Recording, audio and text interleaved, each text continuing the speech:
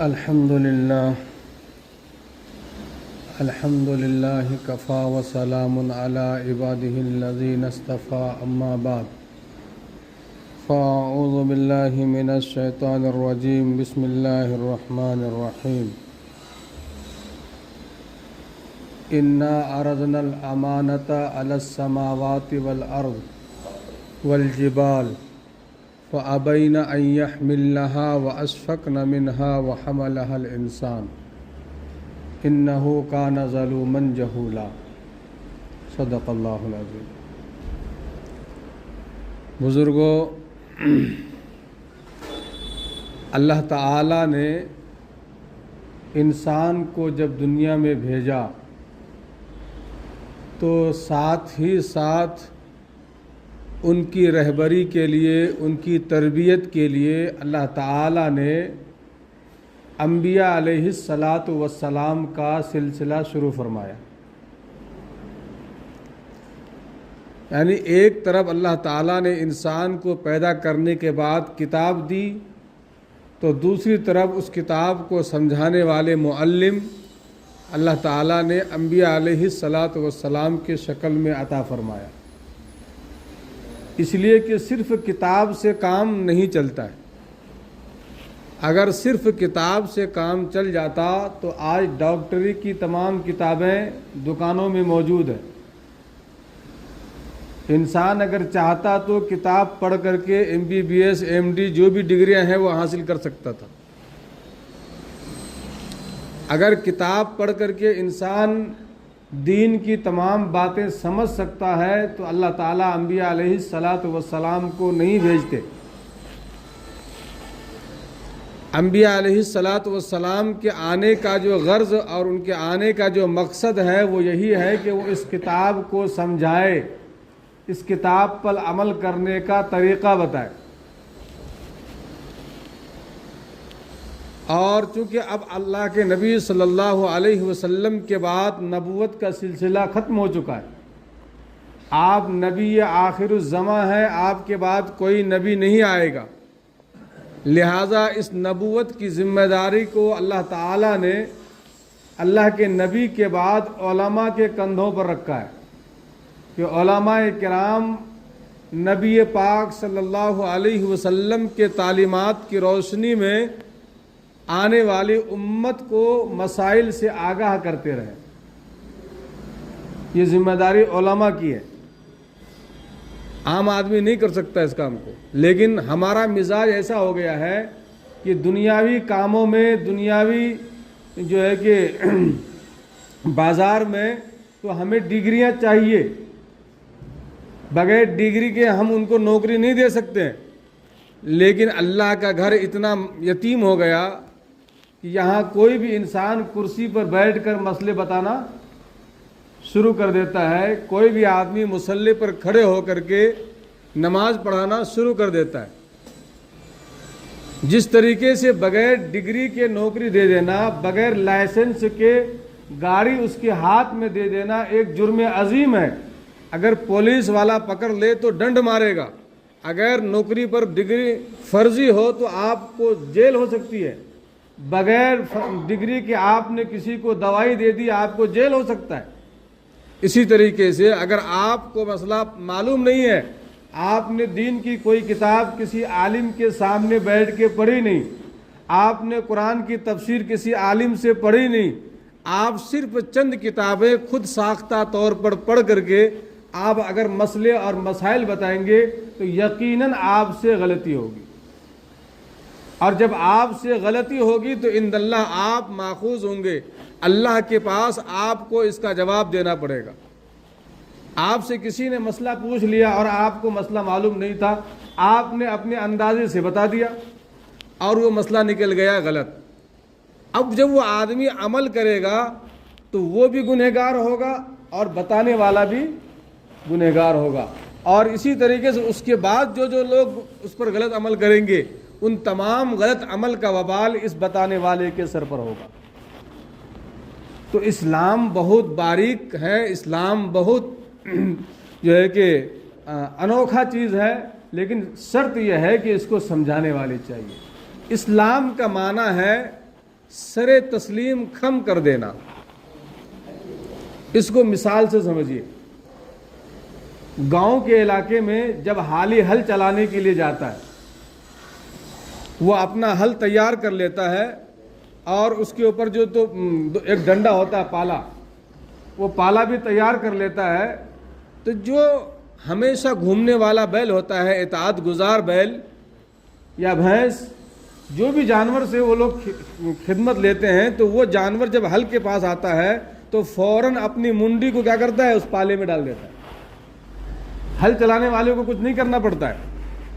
اب وہ کیا کرتا ہے, اس کو ہل چلاتا ہے, پوری کھیت تیار کر لیتا ہے.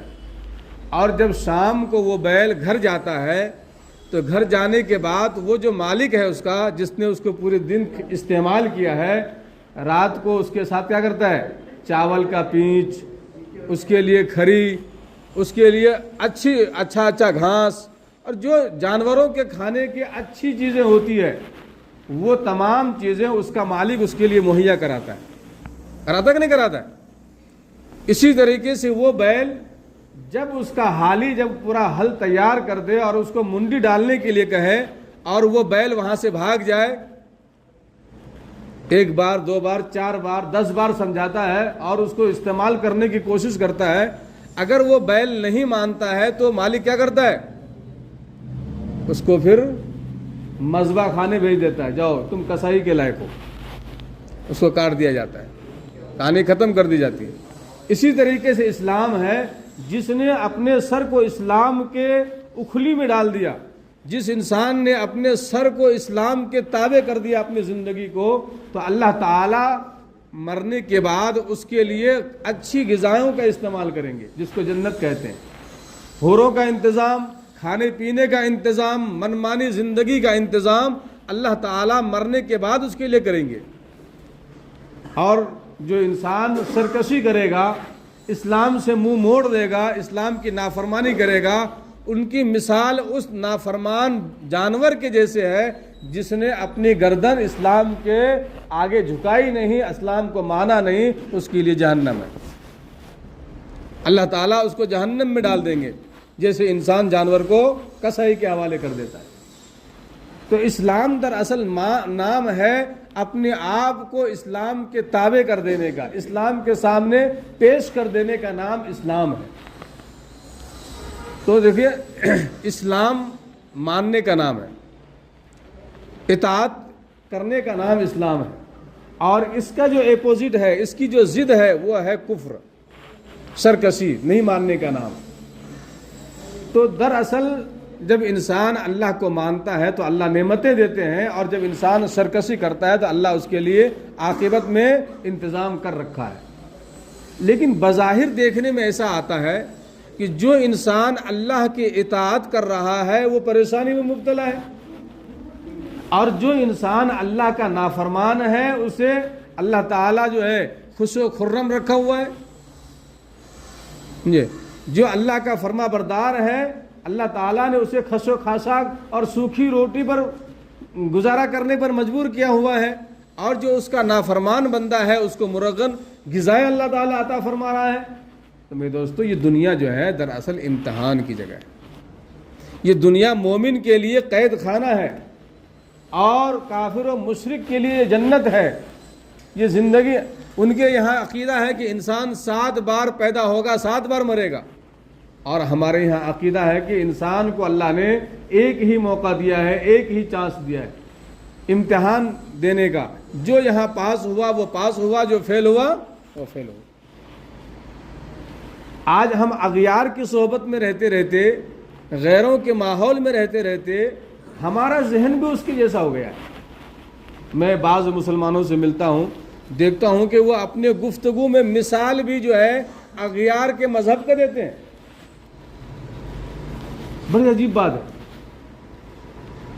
کوئی رامائن کا حوالے سے بات کرتا ہے, کوئی ان کے کہاوتوں کے حوالے سے بات کرتا ہے, لیکن اسلام کے حوالے سے بات کرنے کی توفیق ہمارے مسلمانوں سے لگتا ہے چھینتی جا رہی. ایک کتاب ہے رسائل و مسائل, اردو زبان میں, اس میں ایک واقعہ لکھا ہے کہ امریکہ کے علاقے میں چند بچے مسلمانوں کے وہاں پڑھتے تھے یونیورسٹی کے اندر. تو مسلمانوں کے بچوں کے ساتھ میں ایک بچہ یہودی کا یا عیسائی کا آ گیا. وہ مسلمانوں کے بچوں کے ساتھ رہتے چند دنوں میں مسلمانوں کے طور طریقے، مسلمانوں کے جو تعلیمات ہیں اس سے مرغوب ہو گیا. اس کو بہت اچھا لگنے لگا. اللہ نے اس کا سینہ کھولا، وہ بچہ جو ہے اسلام میں داخل ہو گیا. جب وہ بچہ اسلام میں داخل ہوا، چونکہ پڑھتا تھا، یونیورسٹی کا طالب علم تھا، اس نے داڑھی رکھ لی. جب اس نے داڑھی رکھ لی تو مسلمان بچے جو تھے، جس کو دیکھ کر وہ مسلمان ہوا تھا، وہ بچے کہنے لگے کہ تم نے داڑھی رکھ لی اور یورپ کے ملک میں اور یونیورسٹی میں، یہ ممکن ہے کیا؟ ارے بھائی، مسلمان بغیر داڑھی کا بھی ہو سکتا ہے، داڑھی رکھنا ضروری نہیں ہے. تو اس نوجوان نے جو جواب دیا ہے، اس نوجوان نے جو بات کہی ہے، وہ بہت سوچنے والی بات ہے. اس نے کہا ہے کہ جب ایک فوجی کمانڈر اپنے فوج کو حکم دیتا ہے کہ یہ کام کرو، تو عام فوجی کو اس بات کا حق نہیں ہے کہ وہ فوجیوں کے درمیان کیٹیگری بنائے، یہ کرنا ہے یہ نہیں کرنا ہے، یہ اونچے درجے کی فوجی ہے، نیچے درجے کی. جب بڑے اوپر سے کمانڈر کا حکم آ گیا تو نیچے والے کو حق نہیں ہے تقسیم کرنے کا. تو جب انسان اسلام پر محنت کرتا ہے تو اللہ تعالیٰ اس کے عقیدے میں پختگی لاتا ہے. دیکھیے، اسلام میں دو سبیل ہے، دو راستے ہیں. پہلا فرض، دوسرا واجب، تیسرا سنت موقدہ، اس کے بعد سنت غیر موقدہ، اس کے بعد نفل، اس کے بعد مستحب، اس کے بعد ندب، اس کے بعد مباح. کتنے ہو گئے؟ 8 ہو گئے. اسی طریقے سے یہ کام کرنے کے ہیں. اسی طریقے سے نہیں کرنے والے کام، حرام کام جس سے بچنا ہے ہم کو. اس کے بعد مکروہ تحریمی جس سے بچنا ہے. اس کے بعد مکروہ تنزیہی جس سے بچنا ہے. اس کے بعد مکروہ تنزیہی کے بعد کیا آئے گا؟ یہ مباح آئے گا. یہ جو جائز والا راستہ ہے، یہ بھی جا کر کے مباح پہ رکتا ہے، اور یہ نہیں کرنے والے جو راستے ہیں یہ بھی جا کر کے مباح پہ رکتا ہے.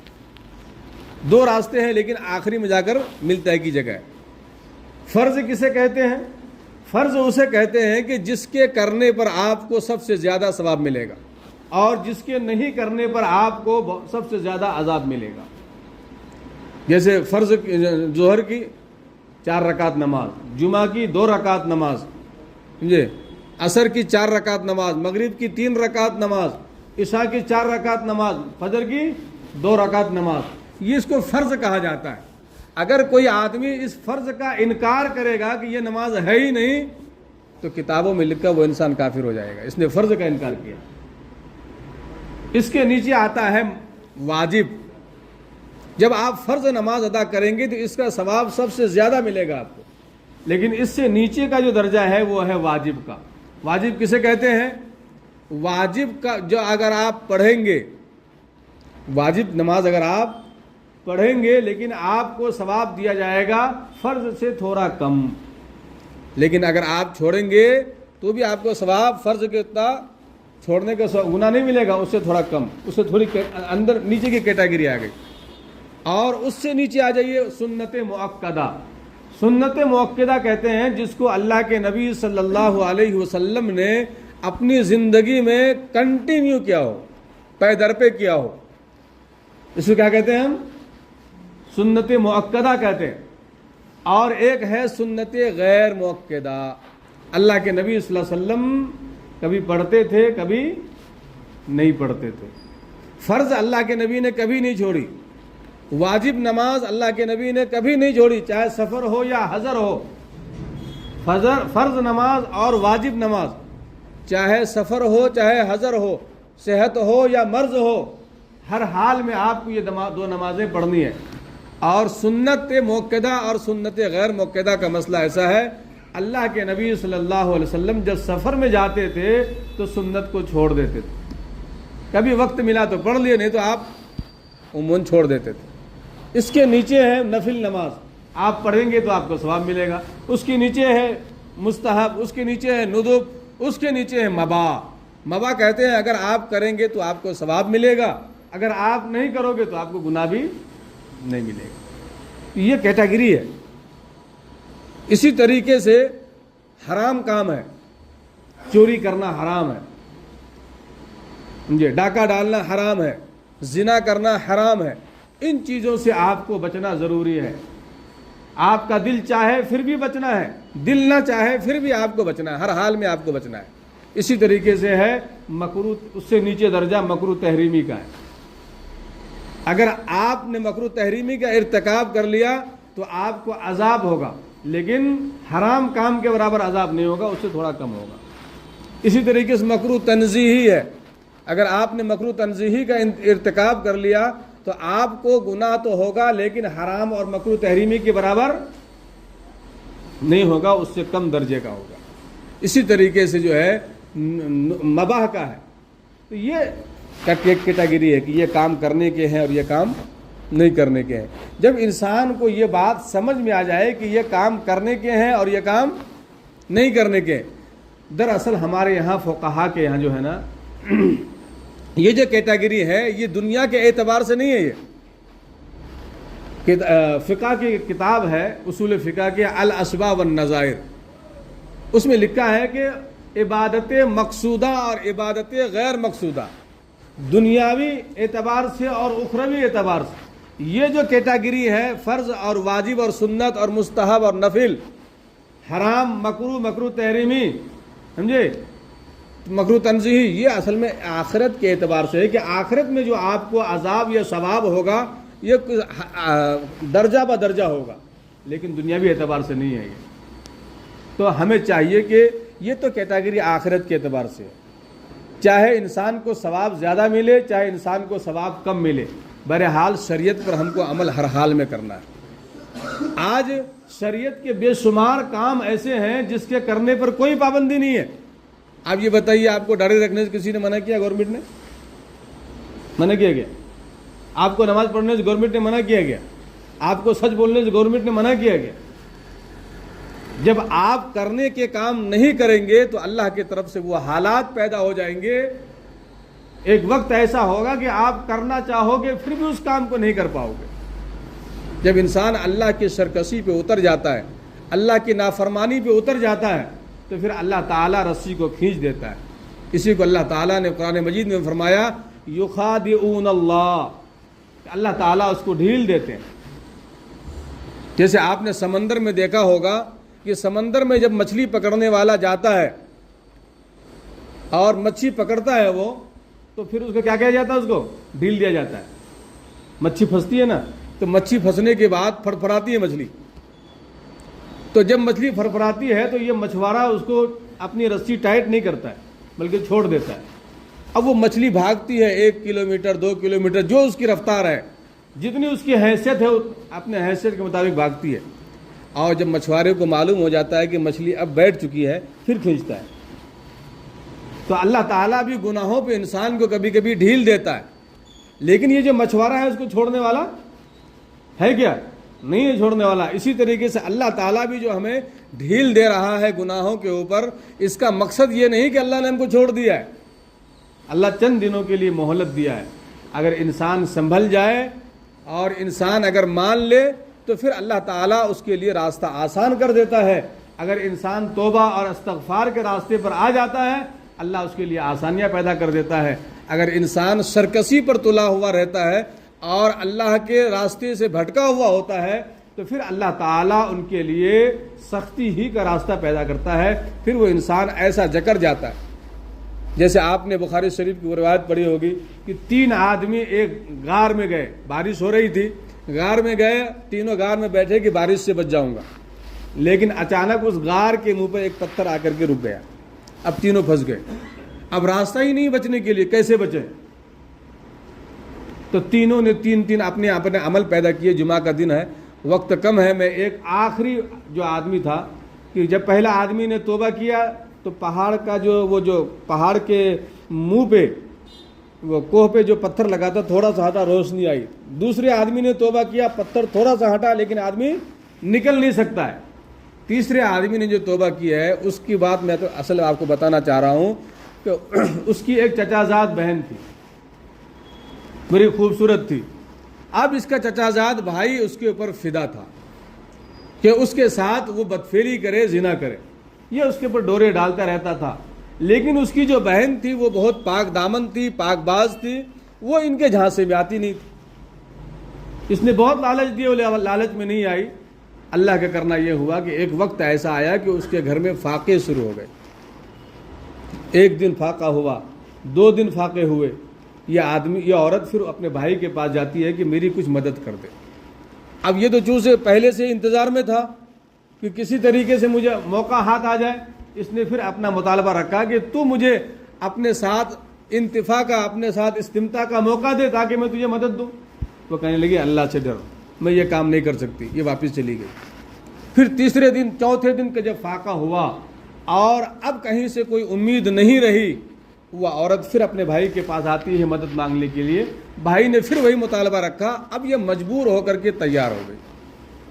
جب یہ مجبور ہو کر تیار ہو گئی اور وہ شخص زنا کرنے کے لیے کھڑا بیٹھ گیا، اس وقت اس نے جو ہے اپنے بھائی سے مخاطب کر کے کہنے لگی اے بندے اللہ سے ڈر، کسی کے مہر کو ناحق مت توڑ.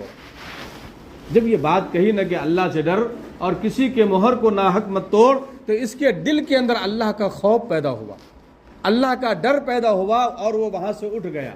تو اس نے اپنے وہ جو غار میں چھپا تھا، اس نے اپنے اس عمل کا واسطہ دیا کہ اے اللہ، اگر میرا یہ عمل تیرے لیے تھا اور یقیناً یہ عمل میں نے تیرے لیے کیا تھا، تیرے ڈر سے میں نے زنا چھوڑا، مجھے وہاں کوئی روکنے والا نہیں تھا. اے اللہ، اگر یہ عمل تیرے نظر میں قابل قبول ہے تو اس پہاڑ کے سامنے جو پتھر اٹکا ہوا ہے، اے اللہ اس پتھر کو ہٹا دے. اللہ نے اس کا کیا کر دیا؟ ہٹا دیا. تو انسان جب نیکی کی راہ پر چلتا ہے، استغفار اور توبے کی راہ پر چلتا ہے، اللہ اس کے لیے راستہ آسان کر دیتا ہے. سمجھے؟ تو اسلام دراصل ماننے کا نام ہے. ہم نے بچپن میں یاد کیا ہوگا نا. اب تو زمانہ اتنا ترقی کا ہو گیا کہ لوگ اپنے بچے کو جو ہے نا MBBS، MPhil، MB کیا کہ MD کیا کراتے ہیں. لیکن اس MBBS اور MPhil والے سے پوچھو کہ ذرا ایمان مجمل اور ایمان مفصل سنا دے بابا، اس کو کچھ پتہ نہیں ہے. وہ بولتا ہے واہ ایمان مجمل. سمجھے؟ یہ ایمان مجمل ہے کیا بولا؟ تو اپنے بچوں کو تعلیم الاسلام پڑھاؤ.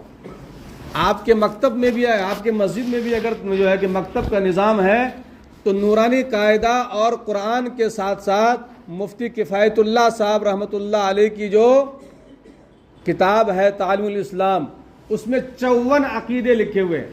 اور بہشتی زیور کے اندر مولانا اشرف علی تھانوی رحمۃ اللہ علیہ نے 103 عقیدے بیان فرمائے. اپنے بچوں کو یہ عقیدے یاد کراؤ. یہ عقیدے یاد ہوں گے تو وہ مسلمان ہوگا، نہیں تو مسلمان ناقص ہوگا.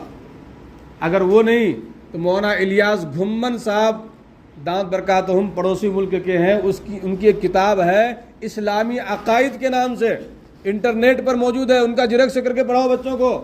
یا نہیں تو دارالعلوم دیوبند میں مولانا شاہ عالم گورکھپوری دامت برکاتہم ہے، جو ختم نبوت پر کام کرتے ہیں. ان کی بھی کتاب ہے اسلامی عقائد کے نام سے. جن کو نہیں ہے وہ ہم سے رابطہ کرے، ہم دیں گے انشاءاللہ ان کو. اپنے بچوں کو اسلامی عقائد سکھائیے. آمنت باللہ، میں اللہ پر ایمان لایا، وہ ملائکتہ ہی، اس کے فرشتوں پر ایمان لایا، وہ کتب ہی، ان کی کتابوں پر ایمان لایا. ارے پھر کیا اللہ پر ایمان لایا؟ کیسا ایمان لایا بابا؟ یہ سکھانے کی ضرورت ہے. رسول پر ایمان لایا، کیسا ایمان لایا؟ وہ سکھانے کی ضرورت ہے. ان کے ملائکہ پر، فرشتوں پر ایمان لایا، فرشتے کی کیفیت کیا ہے، ان کی صورتیں کیا ہے، یہ بتانے کی ضرورت ہے. کتب ہی و رسول ہی والیوم الآخر، آخرت کے دن پر ایمان لانا ہے. والیوم القدر خیر ہی و شر ہی من اللہ تعالی والبعث بعد الموت، اچھی تقدیر پر اور بری تقدیر پر، مرنے کے بعد اٹھائے جانے پر. یہ تمام وہ نقشے ہیں، یہ تمام وہ بیسک معلومات ہیں جو ہر مسلمان کو ہونے چاہیے. آج ہم دنیاوی تعلیم پر کروڑوں روپے، لاکھوں روپے اپنے بچوں کے لیے خرچ کرتے ہیں، لیکن کیا ہم نے اپنے بچوں کو عقائد سکھائے؟ اگر نہیں سکھائے تو یاد رکھیے، حضرت سلیمان علیہ الصلاۃ والسلام، حضرت داؤد علیہ الصلاۃ والسلام، حضرت یعقوب علیہ الصلاۃ والسلام، دیگر انبیاء علیہ الصلاۃ والسلام جب اس دنیا سے گئے ہیں تو جاتے وقت اپنے بچوں کو کیا کر کے گئے ہیں؟ نصیحت کر کے گئے ہیں. اے بیٹے، میرے بعد تم انہی کی عبادت کرنا جن کی میں کر رہا تھا. سمجھے؟ یہ بیسک معلومات ہے. تو میرے دوستوں میں یہ نہیں کہتا کہ اپنے بچوں کو اسکولوں میں یا کالجوں میں مت پڑھاؤ، وہ بہت ضروری چیز ہے دنیا کے لیے، لیکن یہ دنیا چند روزہ ہے، چند دنوں میں ختم ہونے والی ہے. اب تو کوئی سنچری مارنے والے بہت کم ہیں، اور کوئی سنچری مار دیا تو اس کا فوٹو پیپر میں آتا ہے، ان کی سنچری ہو گئی، بلکہ 50 سے 80 90 کے درمیان کہانی ختم ہے ہماری. لہذا اس کے بعد جو زندگی ہے سمجھے، عبادت مقصودہ والی جہاں کام آئے گی، اور لامتناہی زندگی والی، اس کے لیے بھی تیاری کرنی ضروری ہے. آپ اگر پکا مسلمان ہیں تو آپ کی عبادت قابل قبول ہے. آپ اگر مسلمان نہیں ہیں، آپ کو کلمہ نہیں آتا، آپ کیسے مسلمان ہیں؟ ابھی نیچے ایک صاحب جو ہے وضو کرنے بیٹھے تو پہلے پیر دھو رہے ہو، اور اس کے بعد ہاتھ دھو رہے ہو، اس کے بعد منہ دھو رہے ہو، اور عمر ہو گئی ہے 40 سال. اب اگر وہ سن رہے ہوں تو برا مت ماننا، آپ کی عمر 40 سال ہو گئی، آپ کو وضو کیسے کرنا وہ نہیں معلوم، سمجھے؟ تو ہمارے مسلمانوں کے حالات ایسے ہیں، اور اسی وجہ سے اللہ تعالیٰ نے ہمارے پر حالات لائے ہیں. اللہ تعالیٰ سے دعا کیجیے کہ اللہ تعالیٰ ہم سب کو اسلام کی بیسک معلومات سے آگاہ ہونے کی توفیق عطا فرمائے، ان کو سیکھنے اور سکھانے کی توفیق عطا فرمائے. وآخر دعوانا الحمد للہ رب العالمین.